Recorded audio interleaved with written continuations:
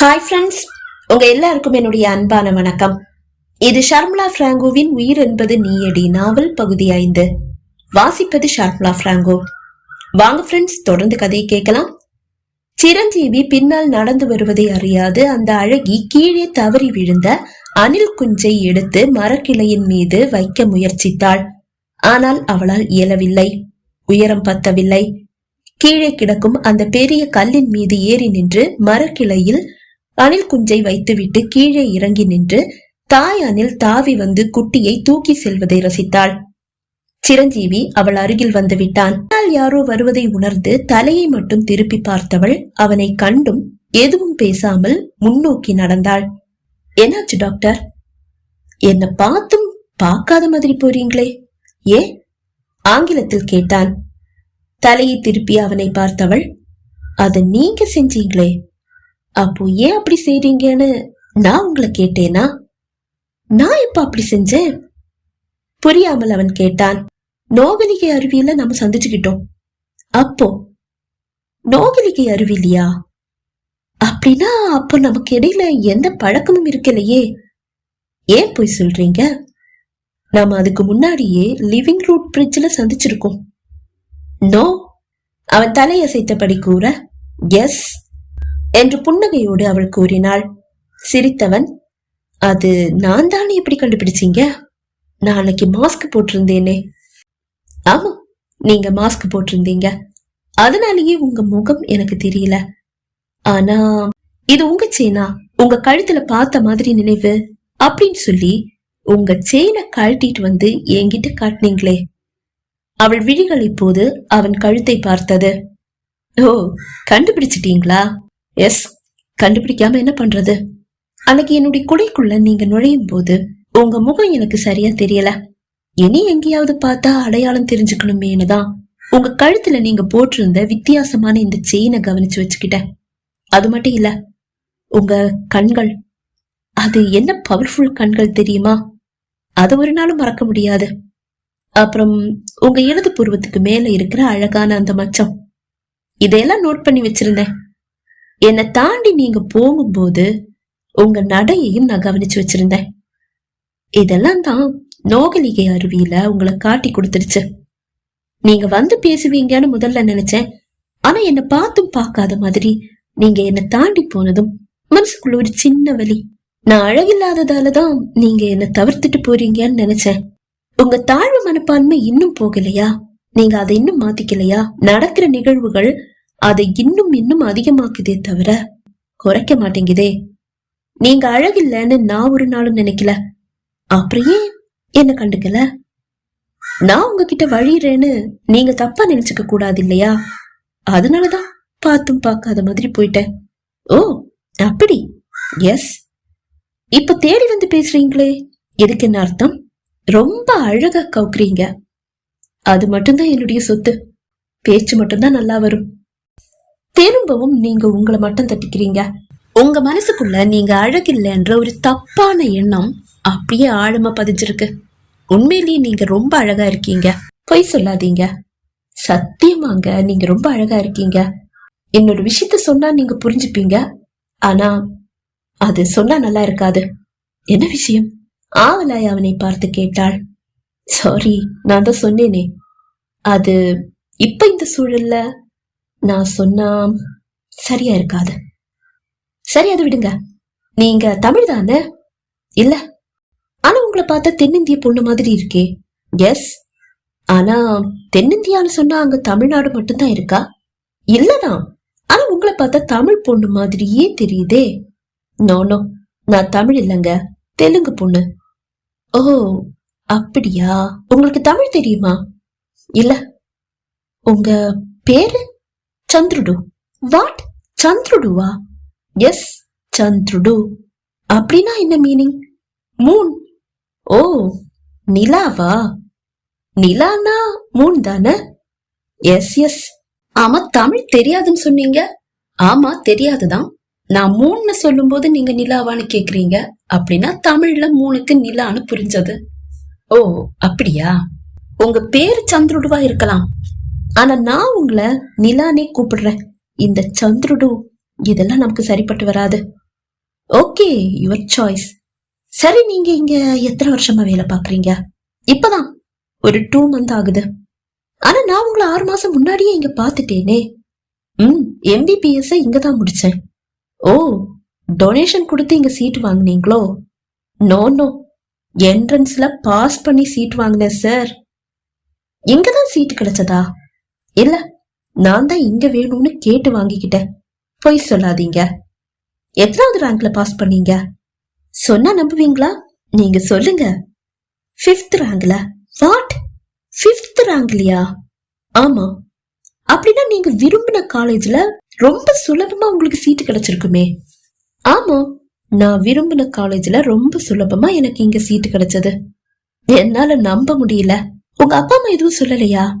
அப்பா அம்மாவா? அவங்க இருந்திருக்கலாம், நல்லா இருந்திருக்கும்.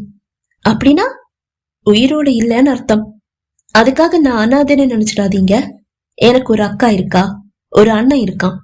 அக்கா கல்யாணம் முடிஞ்சு 2 வருஷம் ஆயிப்போச்சு. ஒரு குட்டி பாப்பா இருக்கா, 6 மாசம் ஆச்சு. அப்புறம் என்னுடைய அண்ணன் எனக்கு மாப்பிள்ள பாக்குறாரு. ஓ, மாப்பிள்ள பார்க்க ஆரம்பிச்சிருக்காங்களா? நோ நோ, ஒரு வாரம் செட் ஆயிடுச்சுன்னு 1 வாரம் முன்னாடி சொன்னான். உற்சாகம் இழந்தவளாக அவள் கூற அவன் மனம் ஏனோ வலித்தது. ஓ, உனக்கு கல்யாணம் நிச்சயம் ஆயிடுச்சா? மாப்பிள்ள வீட்டுல உடனே கல்யாணம் நடத்தணும்னு சொல்றாங்களாம். ஆனா எனக்கு தான் லீவு கிடைக்கல. லீவு கிடைச்சதும் நீ சீக்கிரமா வந்துடு, உன் கல்யாணத்தை முடிச்சிடுறேன் அப்படின்னு அண்ணன் சொல்றான். ஏன் கல்யாணம் இருக்கட்டும், நீ முதல்ல கல்யாணம் பண்ணிக்கடான்னு சொன்னா கேட்க மாட்டேங்கிறான். முதல்ல உன்னை கல்யாணம் பண்ணி அனுப்பணும், அதுக்கப்புறமா நான் கல்யாணம் பண்ணிக்கிறேன்னு சொல்றான். அப்போதுதான் ஒரு ஹெலிகாப்டர் பறந்து வந்து உணவு பொருட்களை போட்டு சென்றது. மக்கள் ஓடி வந்து அதை எடுத்து சென்றனர். அந்த இடைவெளி சிரஞ்சீவிக்கு மிகவும் அவசியமாக இருந்தது. அவன் மனதை சமன் செய்ய அந்த வாய்ப்பை அவன் பயன்படுத்தி கொண்டான். அம்மா, இங்க இப்படி இந்த காட்டுக்குள்ள எந்த வெளி உலக தொடர்பு இல்லாம இருக்கிறது கஷ்டமா இல்லையா? கஷ்டப்பட்டு ஏத்துக்கிட்ட வேலைனா கஷ்டமா இருக்கும். நான் இஷ்டப்பட்டு ஏத்துக்கிட்ட வேலையாச்சே. இந்த வாழ்க்கை எனக்கு ரொம்ப பிடிச்சிருக்கு. சரி, நீங்க இங்க என்ன வேலை செய்றீங்க? சொன்னா நம்ப மாட்டீங்க, அதனால சொல்லல. நான் நம்பாம போக நீங்க கமிஷனர்னோ இல்ல அசிஸ்டன்ட் கமிஷனர்னோவா சொல்ல போறீங்க? சிரித்தவன், ஏன் அந்த வேலையெல்லாம் நாங்க பார்க்க கூடாதா? ஒரு உண்மை சொல்லவா? என்ன, உங்களை பார்த்தா ஒரு IPS லுக் இருக்கு. ஆனா நீங்க சத்தியமா அந்த பதவியில இருக்க மாட்டீங்க. ஏன் அப்படி சொல்றீங்க? அதோ கமிஷனர் சார், அவரு கால் மேல கால் போட்டு உட்கார்ந்துதான் நான் பாத்திருக்கேன். இறங்கி வந்து எந்த வேலையும் செய்ய மாட்டேங்கிறாரு. அப்படி ஒரு போஸ்ட்ல நீங்க இருந்திருந்தா நீங்களும் அதே மாதிரி ஒரு சேர் போட்டு கால் மேல கால் போட்டு உட்கார்ந்து இருப்பீங்க. சிரஞ்சீவி சிரித்தான். அப்படின்னா நான் என்ன வேலை பாக்குறேன்னு நீங்க நினைக்கிறீங்க? யோசித்தவள், நீங்க பேங்க் மேனேஜரா இருக்கலாம், இல்லன்னா ஏதாவது ஒரு கவர்மெண்ட் ஜாப்ல இருக்கலாம். சரி, அப்படியே வச்சுக்கலாம். ஆனாலும் நீங்க என்ன வேலை பாக்குறீங்கன்னு சொல்ல மாட்டீங்க. நான் தான் சொன்னேனே, நான் சொன்னா நீங்க நம்ப போறதில்ல, அதனால அதை விட்டுடுவோம். சரி, உங்களுக்கு பார்த்த மாப்பிள்ளையுடைய போட்டோ பாத்தீங்களா? போட்டோ எல்லாம் நான் பாக்கல. நீங்க பேசுறத பாக்கும்போது உங்களுக்கு இந்த கல்யாணத்துல விருப்பமே இல்லாத மாதிரி இருக்கு. ஆனா போட்டோ அனுப்புறேன்னு தான் சொன்னான். நான் தான் வேண்டான்னு சொல்லிட்டேன். ஏன் இந்த கல்யாணம் நடக்காது? ஏன் அப்படி சொல்றீங்க? இதுக்கு முன்னாடி ஒரு 4-5 வரனை என் அண்ணன் பாத்துட்டான். அவங்களும் முதல்ல ஓகே சொல்லுவாங்க. ஆனா நிச்சயதார்த்தத்துக்கு முன்னாடி இந்த பொண்ணு வேண்டாம், இதை விட அழகான பொண்ணு கிடைச்சிருச்சு அப்படின்னு சொல்லிட்டு நழுவிடுவாங்க. அதனாலேயே எந்த கல்யாணமும் நடக்கும்ன்ற நம்பிக்கை எனக்கு இல்ல. ஆனா என் அண்ணன் ரொம்ப கான்பிடண்டா இருக்கான்.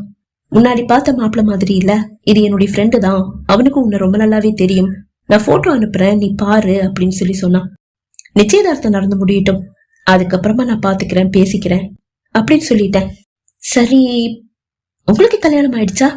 நோ, வீட்டுல பொண்ணு பாத்துட்டு இருக்காங்க. இல்ல, ஒரு பொண்ணை பாத்துட்டாங்களாம். போட்டோ அனுப்புறேன் அப்படின்னு சொல்லி தங்கச்சி சொன்னா. ஆனா அதுக்குள்ள பிரளயம், நெட் எல்லாம் போயிடுச்சு. வீட்டுல இருக்கிறவங்களோட எந்த கனெக்ஷனும் இல்ல. அப்படின்னா பொண்ணு போட்டோவை நீங்க இன்னும் பாக்கல? இல்ல, பாக்கல. நீங்க பேசும்போது கூட உங்களுக்கு என்னவோ இந்த கல்யாணத்திலேயே விருப்பம் இல்லாத மாதிரி இருக்கு. உங்களுக்கு கல்யாணம் நிச்சயமாகி இருக்கு, எனக்கும் வீட்டுல பொண்ணு பாத்துட்டாங்க. இந்த நிலைமையில உண்மையை சொன்னா தப்பில்லைன்னு நினைக்கிறேன். அவள் ஆவலை அவனை பார்த்தாள். என்ன உண்மை? உண்மையிலேயே என் வீட்டுல எனக்கு பார்த்திருக்கிற பொண்ணு எனக்கு பிடிக்கல. அது எப்படிங்க போட்டோ பார்க்காமலே பிடிக்கலன்னு சொல்றீங்க? கண்டிப்பா பிடிக்காது. அப்படின்னா வேற யாரையோ பிடிச்சிருக்கு. எஸ், பிடிச்சிருக்கு. அது யாரு? ஆவலோடு கேட்டாள். அது நீங்க தான். வாட்? அதிர்ச்சியோடு அவனை பார்த்தாள். எஸ், நீங்க சொல்றீங்க நீங்க அழகில்லன்னு. ஆனா உங்களை பார்த்ததுமே எனக்கு உங்களை ரொம்ப பிடிச்சு போச்சு.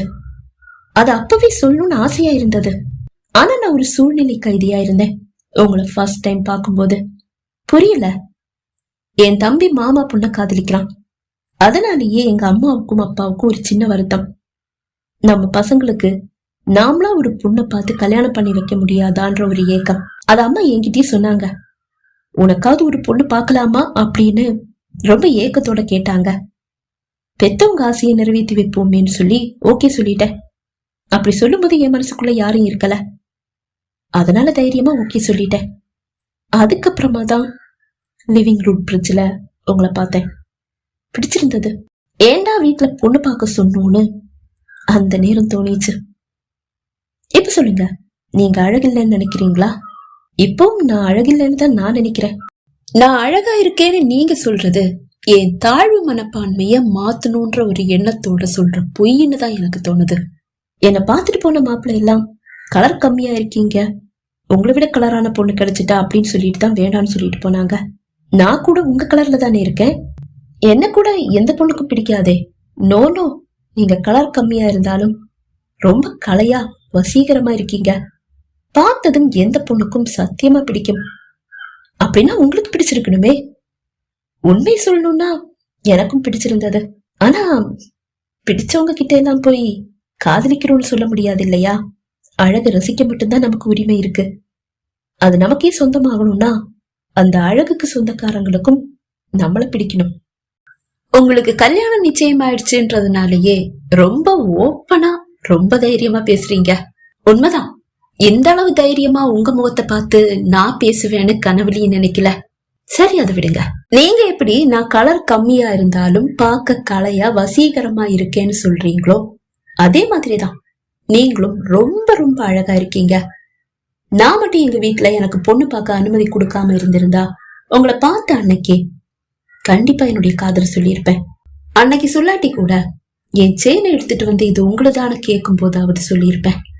அவனது வார்த்தைகள் ஒவ்வொன்றும் அவள் மனதை குளிர்வித்தது. அவன் வார்த்தைகளையும் அவனையும் அவன் அறியாமல் ரசித்தவள். அவன் மனதில் தன் மீது அப்படி ஒரு காதல் இருந்திருந்தால் அதை அவன் சொல்லி இருக்கலாம் என்று நினைத்தாள். அவன் விழிகள் இப்போது ஆழமாக அவள் மீது பதிந்தது. எங்கே தன் எண்ண ஓட்டங்களை அவன் அறிந்து விடுவானோ என்று பயந்தவள், நீங்க கூட ரொம்ப ஓப்பனா ரொம்ப தைரியமா பேசுறீங்க என்று கூறி பேச்சை திசை திருப்பினாள். பேசிதான் ஆகணும். நீங்க தான் அழகில்ல கலர் இல்ல அப்படின்னு சொல்லி உங்களை நீங்களே மட்டம் தட்டிக்கிட்டு ஒரு தாழ்வு மனப்பான்மையோட இருக்கீங்க. அதை மாத்தணும்னு நான் ஆசைப்படுறேன். டாக்டர், உங்களை கூப்பிடுறாங்க. ஒரு பெண்மணி வந்து கூறி செல்ல, என்னை கூப்பிடுறாங்க, நான் போறேன். அவள் வேகமாக அந்த பெண்மணியின் பின்னால் நடந்தாள். பகுதி 5 நிறைவடைந்தது. பகுதி 6 உங்களை சந்திக்கும் வரை விடைபெறுகிறேன். நன்றி, வணக்கம்.